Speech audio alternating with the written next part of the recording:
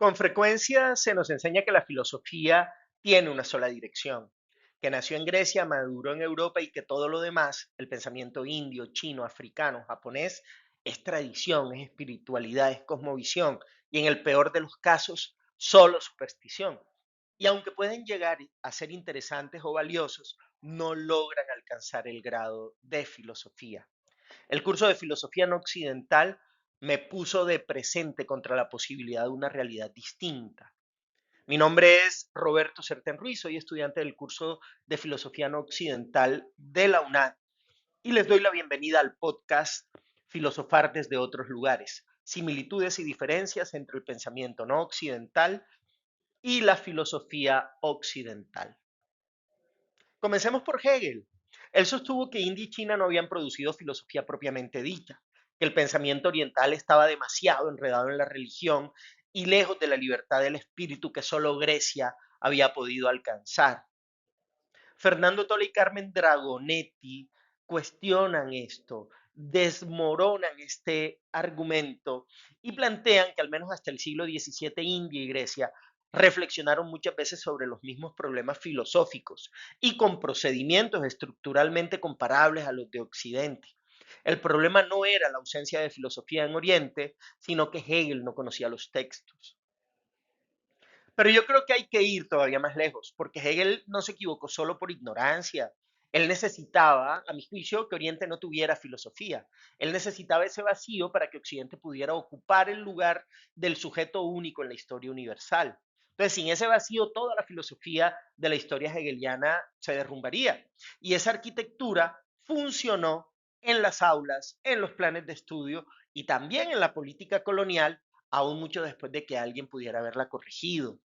Entonces, ese no me parece un detalle histórico menor, sino el punto de partida obligatorio de cualquier comparación honesta entre el pensamiento oriental y el pensamiento occidental.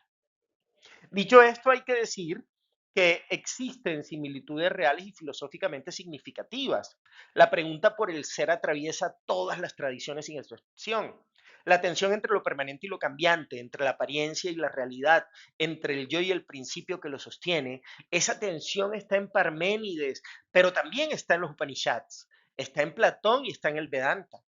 El monismo de Shankara tiene su paralelo en Plotino. La discusión sobre causalidad no es patrimonio exclusivo de Aristóteles. No son coincidencias superficiales, son convergencias producidas por el hecho de que ciertas preguntas surgen cuando el pensamiento humano alcanza determinada profundidad, con independencia de la geografía. Y hay un encuentro que me parece especialmente revelador. La escuela de Kioto, con Nishida y Nishitani, tomó la pregunta heideggeriana por el ser y la confrontó con la noción budista de sunyata, la vacuidad, la vaciedad. James Heysing reconstruyó ese diálogo en Filosofía de la Nada.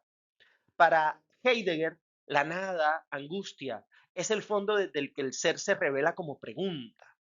Para Nishitani, en cambio, la nada libera. Es la apertura desde la que el yo puede soltar el peso de su propia ilusión de sustancia. Es la misma pregunta, pero respuestas que se iluminan mutuamente, precisamente porque no coinciden ni dicen lo mismo.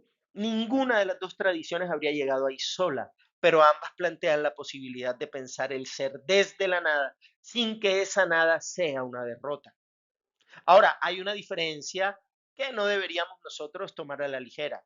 El sujeto que la filosofía occidental construyó desde Descartes hasta Kant y casi toda la tradición liberal implica un sujeto autónomo, un sujeto separado que piensa solo y desde ahí se relaciona con el mundo.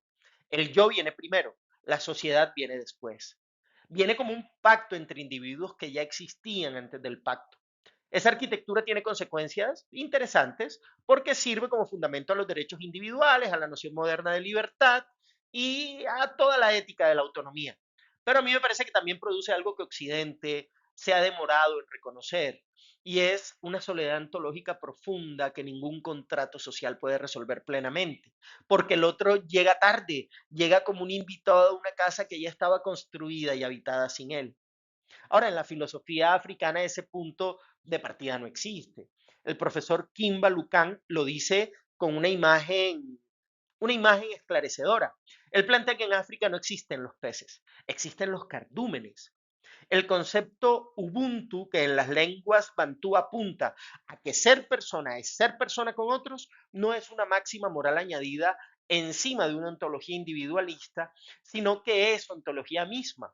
El otro no es un dato posterior que hay que justificar filosóficamente desde el sujeto, desde el otro, sino que es condición de posibilidad del yo. Y si uno daña al otro, no comete solo un fallo moral, sino que comete un fallo ontológico porque se está dañando a sí mismo en el sentido más literal, porque el sí mismo no existe sin el otro.